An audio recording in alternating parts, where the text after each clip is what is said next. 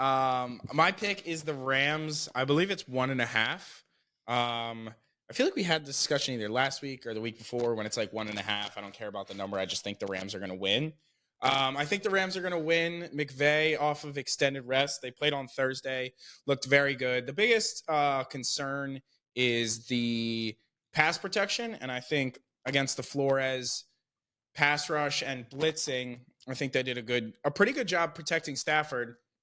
And you saw how different this team looks with Kupp and Nakua. They're obviously another week and a half healthier. The defense obviously didn't look great against the Vikings, but they got it together in the second half. And the Seahawks, it's just a little confusing. And it's like, we knew they were going to cover Atlanta. We knew they were going to get crushed by the Bills. And it's like, I know they're actually going to win this game for no reason. But I'm actually going against that. Even though we all here are the Seahawks whispers. And when I looked at it, I was like, oh, Seahawks. Then I was like, nah, actually, give me McVay off the rest. I'm going to go against what I thought. It's kind of Eagles-Bengals vibes for me, where it's like Bengals should. But, yeah, give me the Rams. You like that? That's sound. I love it. That was a very, very strong handicap. I think the Seahawks are going to win, so I'm going to zag and go against myself.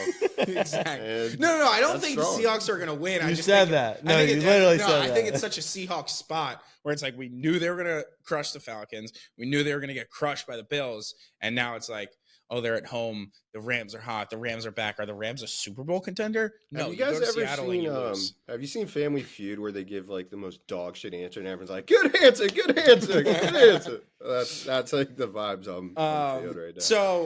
So I'm going against it. I think the Rams are that good, and I think they're going on a playoff run. I think Stafford, you saw him with the tongue out. Shit got me kind of horny. He's back. And, like, this team's different with Puka and Kupp. It's two potentially top 10 wide receivers you have back into an offense that is obviously going to be a shootout. Seattle hasn't played defense all year, so it's going to be similar to the Vikings in that sense. And if they can outscore them, I like them. Yeah, I mean, if there's one metric that doesn't get Tim, what the fuck does your dumbass have to say? I think the horny metric is being undervalued here. That was strong. And it's also like 10 days of rest, and you only have to go through Seattle. I'm sure that's only like an hour 20 flight. Should be slight. Yeah. Listen, I think the best part of the handicap was the end of it, in that this team is just massively upgraded with Puka and Kupp being healthy.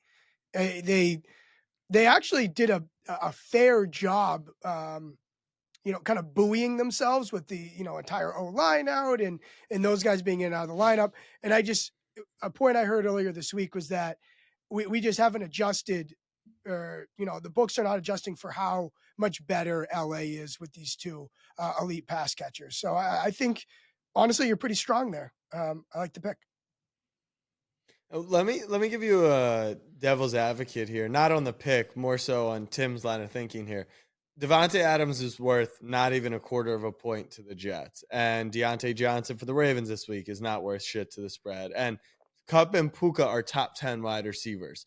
What does two top 10 receivers upgrade you? Like, how do you... That's also in a vacuum comparing just good wide receivers to good wide receivers. I think it's the impact that them two have on this specific way that they want to run this offense, call plays, and do things in the McVay system, rather than Davante Adams is an upgrade at wide receiver, but he's being thrown into that fucking dumpster fire of an offense anyways. So you can't just upgrade him because they got the better player. Okay. All right, that makes sense. It's a system upgrade.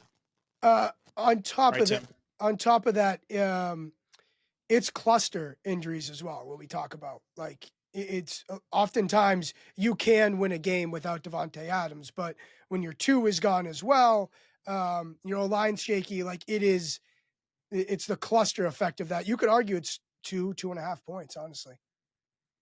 Okay. There's this game where the Rams are laying 1.5 and the Chargers are laying 1.5 of the Browns. We know Tim bet the Browns early in the week based off his video that he posted on the channel. So one of those is going to go one way and one's going the other way. And I hope for your sake. I actually like the Browns over the Chargers. So perfect. Yeah. Perfect. I see it the opposite way, but you're one of the dumbest people I know. So that's also perfect. That's a good sign.